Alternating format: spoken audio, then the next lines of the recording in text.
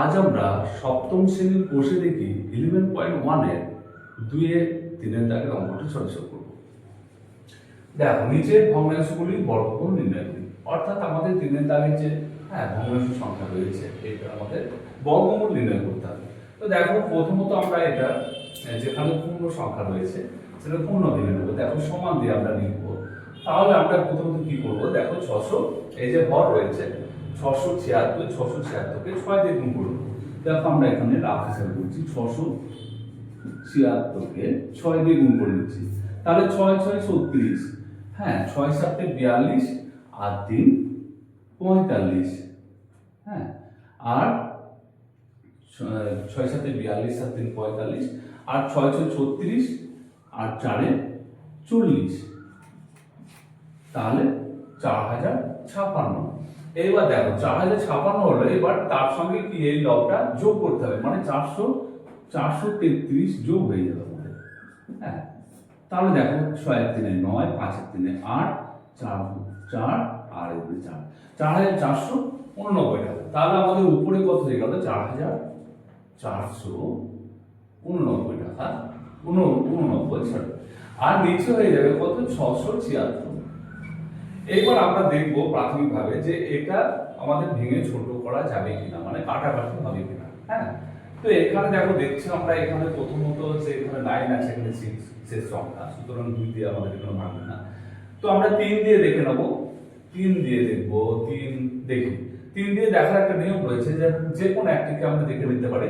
যেমন নিচে আমরা হরটিকে দেখছি, দেখো এখানে 6 7 আর 6 আছে, তাহলে সেই তিনটে সংখ্যাকে আমরা যোগ করব।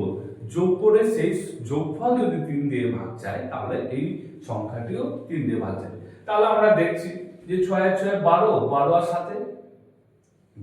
7 হচ্ছে 7 আর 2 9, তাহলে 19 কে 3 দিয়ে ভাগ যাবে না।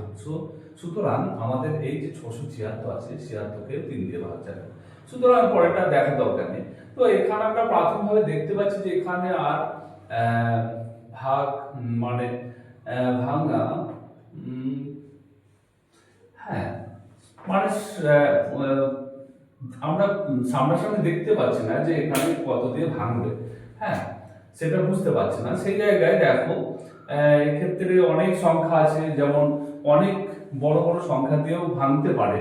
তো সেই ক্ষেত্রে আমরা প্রাথমিকভাবে অত গুণ করে না দেখে আমরা কি করব, আমরা এটাকে বর্গমূল করার এইবার আমরা প্রাথমিকভাবে একটু দেখে নেবো যে ভাঙবে কিনা, এবং তারপরে সেটা অন্যরকম ভাবে যাচাই করবো। না হলে তো আমাদের সেই ভাঙতে হবে, কাটাকাটি করতে হবে। কিন্তু আমরা প্রথমত সামনাসামনি যে কয়েকটি সংখ্যা দিয়ে দেখে নেবো সেটা ভাঙছে কিনা। যেমন 7 দিয়ে দেখতে পারি, আমরা দেখে নিতে পারি একটু। যেমন 7, যেমন এখানে কত আছে 67, 7 7 7 8 56, 7 9 63, 7 9 63 করলাম, তাহলে 63 আর এখানে থাকছে 4 46 শেষে হয়ে যাচ্ছে, না 7 দিয়ে যাচ্ছে।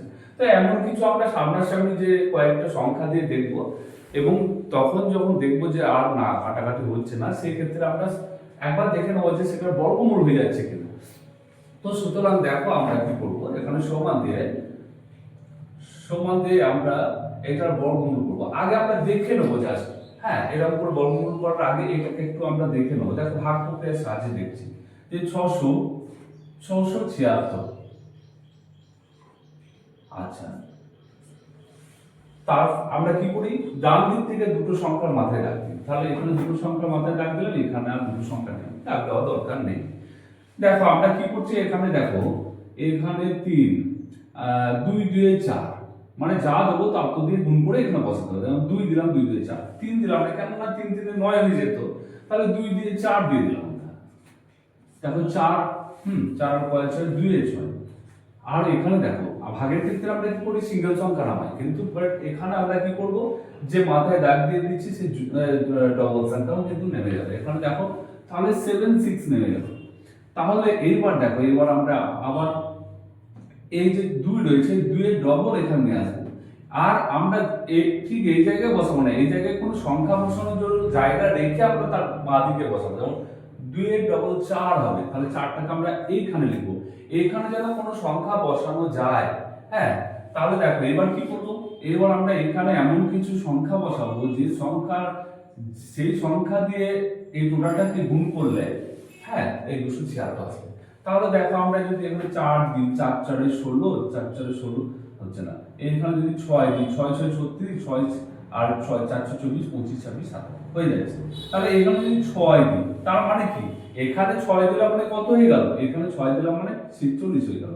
এইবার 6 দিয়েছি মানে 6 দিয়েই গুণ করবো তাকে, 6 6 36 আর দেখো 6 4 6 24 25 26 27 মিলে গেছে। হ্যাঁ তো মিলে গেছে, সুতরাং আমরা 276 এখানে লিখে দেবো। এবার দেখো এই 6টা এখানে চলে আসবে, তাহলে হয়ে যাচ্ছে, আমরা দেখছি এটা বর্গমূল হয়ে যাচ্ছে। তখন আমরা কি করব, তখন আমরা কিন্তু এখানে রুটওভার দিয়ে এটাকে লিখব যে 4489/676 লিখলাম। এইবার সমান দিয়ে আমরা এরকম করে লিখতে পারি যে এরকম করে এটাকে যদি আমরা ভেঙে এরকম ভাবে লিখবো যে 26 গুণিত একবার লিখতে পারি, 26 গুণিত 26 লিখতে পারি, বা ডিরেক্ট আমরা 26 বাই উপরে যেটা হবে বাই নিচে 26 এরকম লিখতে পারি। এখন নিচেটা আমি বের করে দিলাম এরকম করে, এবার উপরটাকে এরকম করে ভাগ বিক্রিয়ার সাহায্যে বের করার চেষ্টা করছি। দেখো 4 4 হ্যাঁ 8 এই ক্ষেত্রে আমরা দেখো এই দুটো সংখ্যা নিলাম, আবার এই দুটো সংখ্যার মাথায় রাখলাম। এইবার দেখো ডান দিক থেকে কিন্তু আমরা কোনো সময় বাম দিক থেকে করবো না, তার কারণ ডান দিকে যদি একটা সংখ্যা থেকে যায় তখন কিন্তু সমস্যা সৃষ্টি হবে। তাই আমরা সবসময় ডান দিক থেকে দুটো করে সংখ্যা নিয়ে বাঁ দিকে থেকে যাক, আমার কোনো অসুবিধা নেই। দেখো তাহলে এখানে এবার 44 হচ্ছে, মানে 6 6 36, 7 7 তো 49 বেশি হয়ে যাচ্ছে, তাহলে 6 6 36, তাহলে এখানে 6 বার দেবো, তাহলে এখানে 6 6 36 36। এবার দেখো 6 আর 6 6 আর 14, 6 আর হচ্ছে 8 8 14, 8 6 14, হাতটাগুলো 1 0। এবার দেখো 8 9 আমরা নিয়ে নেব, 8 8 9।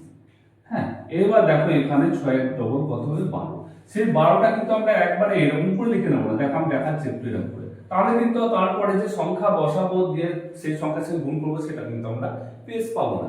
সুতরাং আমি দেখানোর জন্য এরকম ভাবে লিখলাম। এবার দেখো আমরা 12টাকে এইখানে লিখবো ঠিক এরকম জায়গায়, যার পরে একটা সংখ্যা আমাদের ডিজিট আমাদের বসানো যায়।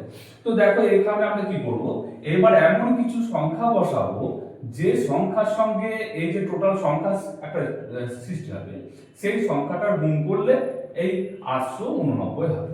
তো দেখো সাপোজ আমরা যদি ধরি এখানে 3 3 9, মানে 300 কাছাকাছি হয়ে যাচ্ছে, হচ্ছে না, 7 দিয়ে দিই, 7 7 তো 49, 7 7 2 14 আর 4 18 হয়ে মিলে যাচ্ছে মনে হচ্ছে। তেমন কেমন না, এখানে যদি 7 দিই তাহলে কত হয়ে যাচ্ছে, 127 হয়ে যাচ্ছে।